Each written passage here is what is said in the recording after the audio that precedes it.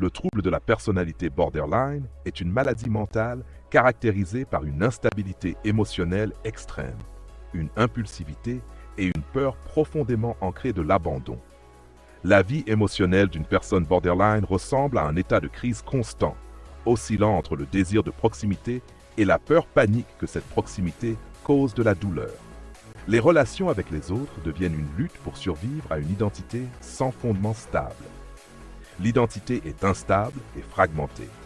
À un moment donné, une personne borderline peut se sentir confiante et aimée pour sombrer peu après dans le désespoir, le vide et le rejet de soi. Les sautes d'humeur sont rapides et extrêmes, souvent déclenchées par des situations apparemment insignifiantes. Chaque sentiment, même minime, de rejet peut provoquer une avalanche d'émotions et de comportements visant à retenir l'autre personne, parfois de façon dramatique, parfois destructrice. L'impulsivité touche de nombreux domaines, des accès soudains de colère aux comportements à risque, en passant par la consommation de drogue, les relations sexuelles occasionnelles, l'automutilation et même les tentatives de suicide. Les émotions ne sont pas exprimées, elles explosent. La vie d'une personne borderline ressemble à une course sans frein sur une route sinueuse, où chaque virage peut se terminer en catastrophe. Ce trouble est souvent à tort confondu avec une hypersensibilité ou un caractère instable. Son cœur est cependant le sentiment chronique de vide, l'absence d'un sentiment de moi stable et l'incapacité à construire des relations sûres et prévisibles.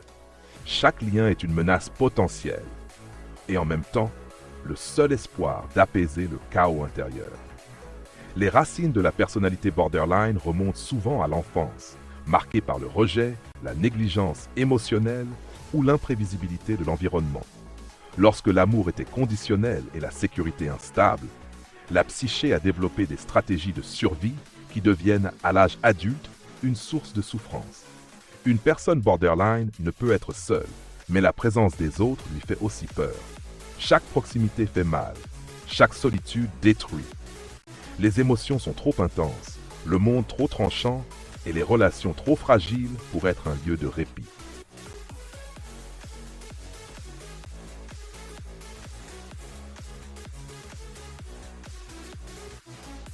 Une relation avec une personne atteinte de troubles de la personnalité borderline est une expérience intense et exigeante, pleine d'émotions extrêmes et de retournements imprévisibles.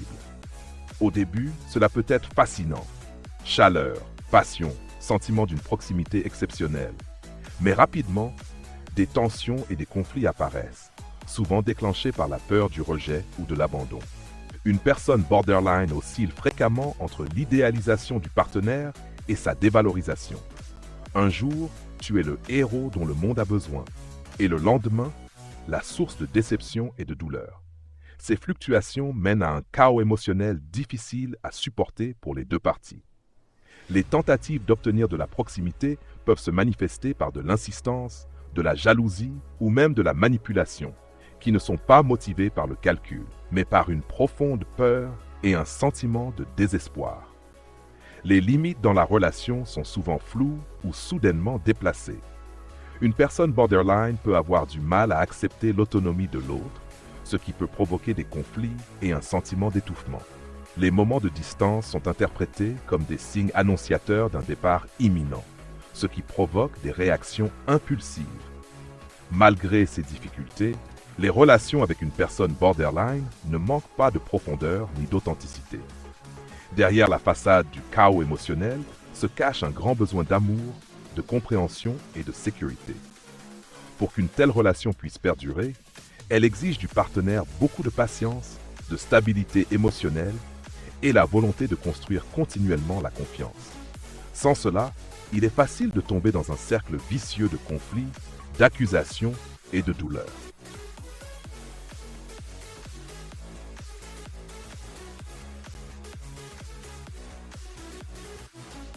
Le diagnostic du trouble de la personnalité borderline repose sur une évaluation clinique détaillée, incluant l'analyse des symptômes, de l'histoire de vie ainsi que du fonctionnement émotionnel et social du patient.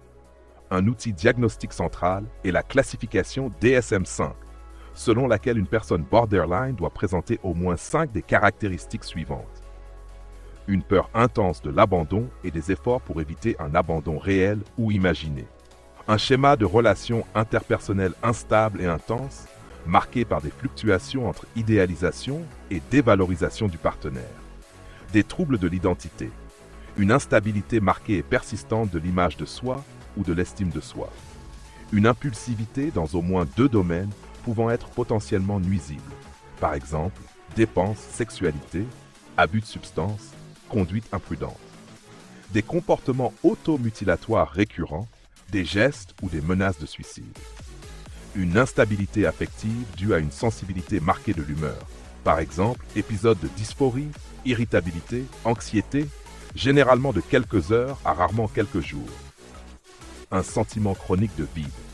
Une colère intense et inappropriée ou des difficultés à la contrôler. Des symptômes paranoïdes transitoires liés au stress ou des symptômes dissociatifs sévères. Le diagnostic nécessite l'exclusion d'autres troubles mentaux pouvant provoquer des symptômes similaires ainsi que la prise en compte du contexte de vie du patient. Une approche globale est essentielle. Entretien, interview avec les proches et observation de la vie quotidienne du patient. Un diagnostic précis constitue la base pour planifier une thérapie et un accompagnement efficace.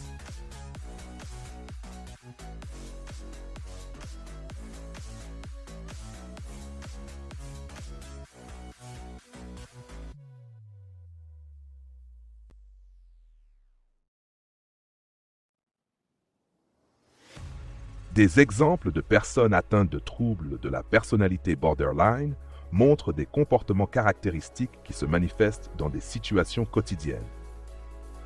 Bien que leur comportement soit souvent difficile à comprendre pour leur entourage, il résulte fréquemment d'une peur profonde de l'abandon et d'une instabilité émotionnelle. 1. Une personne très investie dans ses relations. Au début d'une relation, elle montre un fort attachement et idéalise son partenaire, le voyant presque comme un idéal. Pourtant, de petits malentendus ou des retards dans une réponse déclenchent chez elle panique et sentiment d'abandon. En réaction, des réactions violentes, de la colère au désespoir, peuvent surprendre l'autre personne. Des menaces de rupture sont souvent prononcées pour forcer la proximité ou la confirmation des sentiments. Une personne aux impulsions autodestructrices, sous une forte pression émotionnelle, elle a recours à l'automutilation ou à d'autres comportements à risque qui apportent un soulagement temporaire à son chaos intérieur. Même si ce comportement inquiète son entourage, il constitue pour elle un moyen de gérer ce sentiment de vide et cette douleur difficile à exprimer. 3. Une personne présentant des sautes d'humeur extrêmes. En l'espace de quelques heures, elle peut passer de l'euphorie et de l'enthousiasme à une profonde dépression et un sentiment de désespoir. Ces montagnes russes émotionnelles intenses affectent sa capacité à prendre des décisions et à entretenir des relations stables.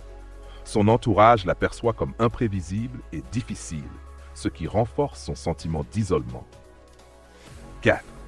Une personne ressentant constamment un vide intérieur.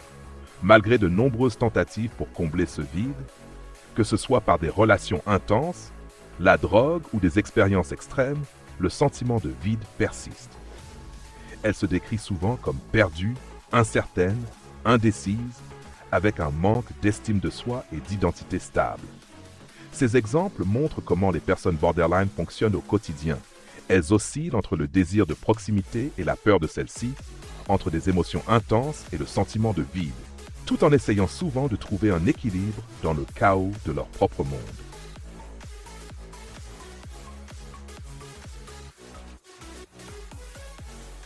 Le traitement des personnes atteintes de troubles de la personnalité borderline est un processus qui demande patience, compréhension et outils appropriés pour aider à développer une stabilité émotionnelle et améliorer le fonctionnement dans les relations. Les méthodes les plus efficaces se concentrent sur la régulation des émotions, le développement de la conscience de soi et le renforcement des compétences pour gérer l'impulsivité et le stress. La thérapie comportementale dialectique, TCD, est l'une des approches les mieux documentées. Elle combine des techniques cognitivo-comportementales avec la pleine conscience et l'acceptation. Elle aide les personnes borderline à identifier et réguler les émotions intenses, réduire les comportements autodestructeurs et construire des relations interpersonnelles plus saines. D'autres approches efficaces sont la thérapie des schémas, qui se concentre sur les schémas de pensée et comportements profondément enracinés, ainsi que la thérapie de la mentalisation, qui favorise la capacité à comprendre soi-même et les autres. Le soutien aux membres de la famille et aux proches est une composante indispensable du processus de guérison. Les proches font souvent face à l'épuisement émotionnel, à la frustration et à un sentiment d'impuissance. La psychoéducation leur transmet des connaissances sur les mécanismes du trouble et enseigne une communication basée sur l'empathie et l'établissement de limites saines. Les groupes d'entraide pour les familles permettent de partager des expériences et de diminuer le sentiment de solitude. Le traitement du trouble de la personnalité borderline est un chemin pouvant mener à une amélioration significative de la qualité de vie. Bien qu'il y ait des moments difficiles, une thérapie systématique et un soutien approprié permettent à beaucoup d'atteindre plus de stabilité, de construire des relations plus saines et de trouver une estime de soi renforcée. La patience, la persévérance et la croyance en la possibilité de changement sont essentielles.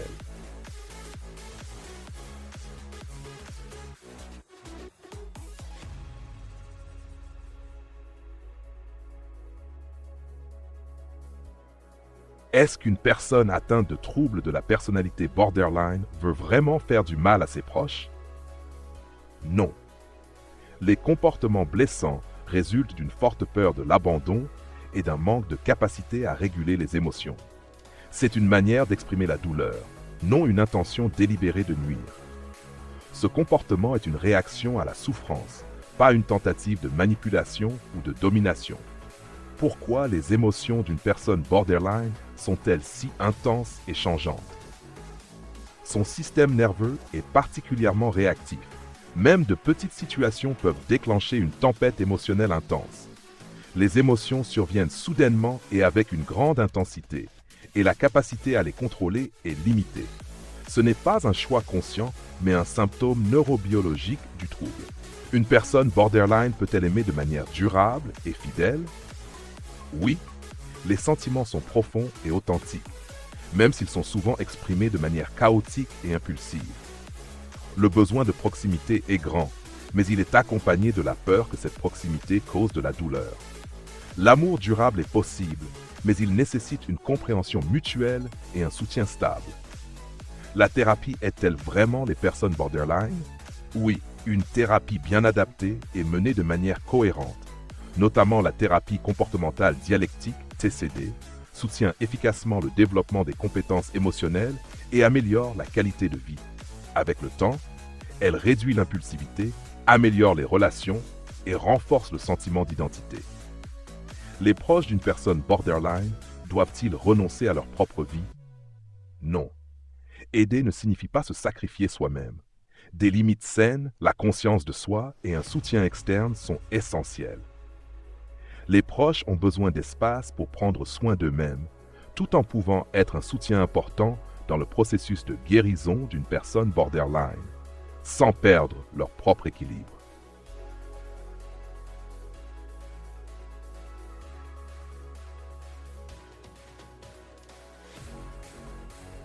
Le trouble de la personnalité borderline est un monde intérieur intense, où les émotions n'ont pas de frontières et où les relations deviennent un champ de bataille entre proximité et peur de l'abandon.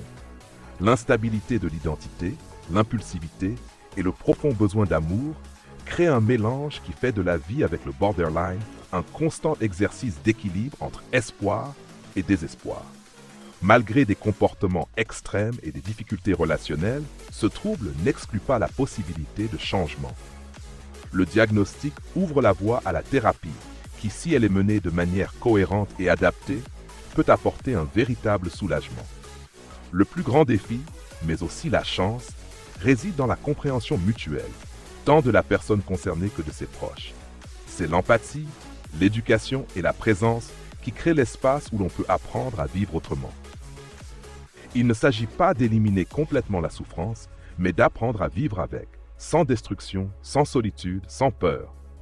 C'est là la force de la thérapie et la force des relations fondées sur la vérité et l'acceptation.